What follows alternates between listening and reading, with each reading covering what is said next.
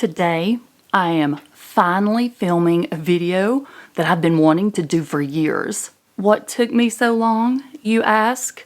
Well, I'm a people pleaser. I don't like to rock the boat, cause controversy, offend or upset someone. Then I realized this video could possibly help someone that was in the same situation I was when I first started keto. Overwhelmed, I didn't know which way to turn. I felt like I was getting a million different answers. So no more excuses. Today I'm pushing forward. I want to discuss and give my opinion and thoughts on the differences and the similarities in a keto diet versus a low carb diet. I feel like I need to explain a few things before I get down to business.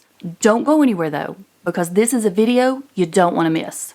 What made me decide that it's now or never? Well, I recently released this one with over 40,000 views and 500 comments. It managed to reach more people than I thought it would. And I noticed several interesting things in the comments of that video. First, there truly are a lot of amazing people out there. Just by giving love and support, encouraging others, even giving helpful advice. You all are my heroes.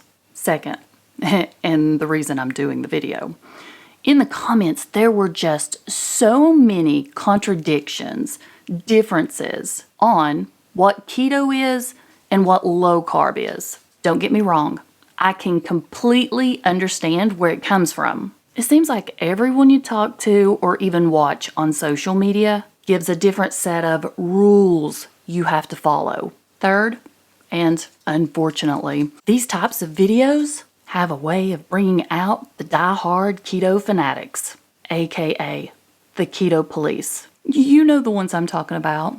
Those keyboard warriors, the people that feel like there's only one way to do keto and it's their way or you're wrong.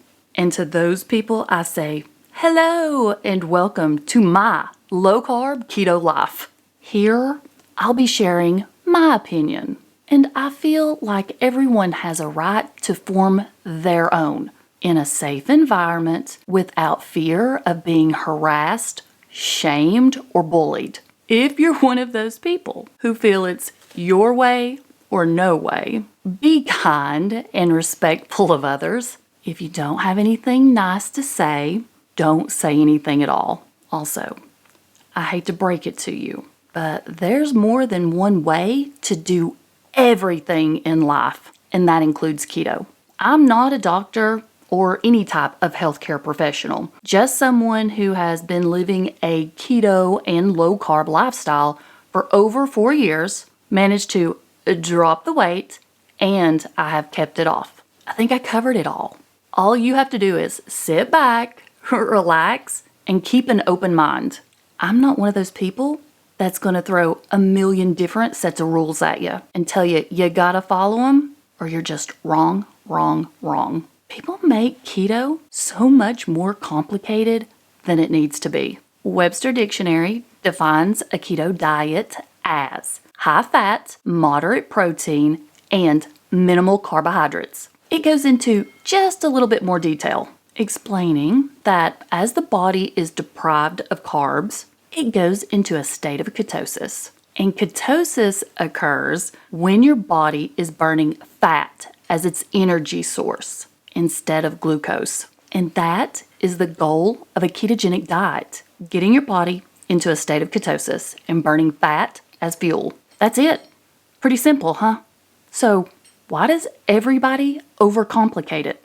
I've seen websites that give keto food lists saying that there are particular foods that are completely off limits. I've even watched videos where content creators state the exact number of net carbs you need to consume so that your body becomes fat adapted. I have a big problem with that, and it's because everybody is different. I do agree with a lot of the material that's out there. 20 net carbs a day is a good starting point. Some people may need significantly less, whereas some people can consume way more than 20 net carbs a day and have their body in ketosis still. I've spent quite a bit of time trying to wrap my brain around why so many people feel there's only one way to do keto, and basically that is clean or strict keto. The only thing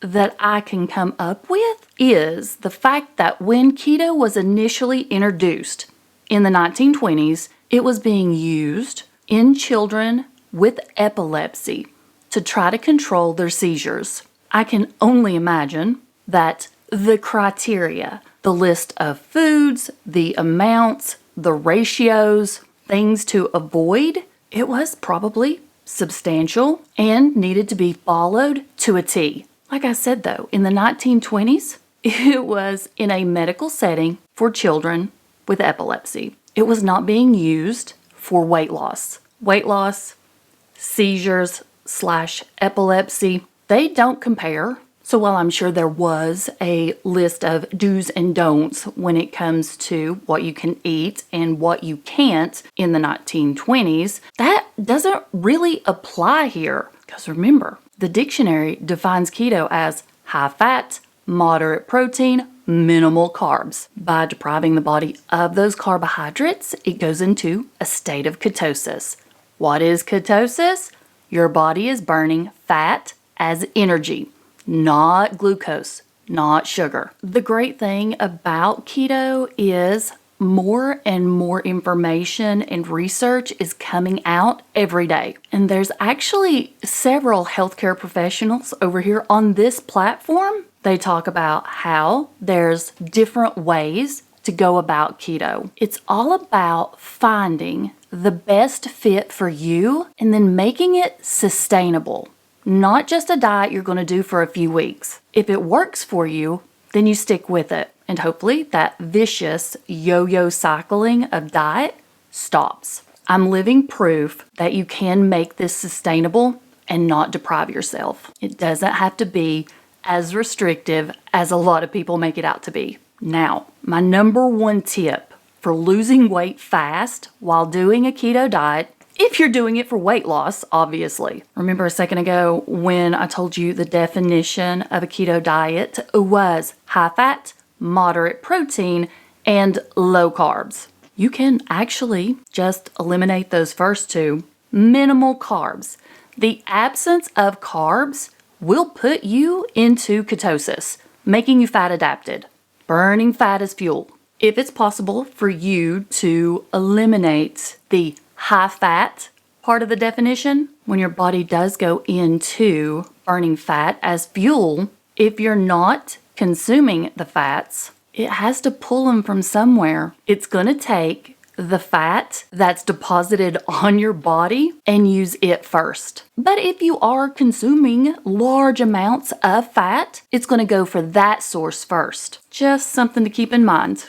Now, next time somebody says to you, that's not keto, politely remind them that it is no longer 1920 and you are not a child that suffers from epilepsy. Now for the definition of a low-carb diet. Much more widely accepted, not frowned upon. Pretty much the same as keto, except you're not in ketosis. You're restricting carbs and eating more fat and protein. It doesn't mess with your head. You know, when you're told you can't have something, how you can sometimes fixate on it, or at least I do. With a low-carb diet, you can have pretty much anything you want, sort of like Weight Watchers. You're counting points. Your points are equal to your net carb count. If weight loss is your goal, you need to play around with that number because, like I said previously, everyone is different. Rule of thumb is starting out with about 100 net carbs and see how you feel.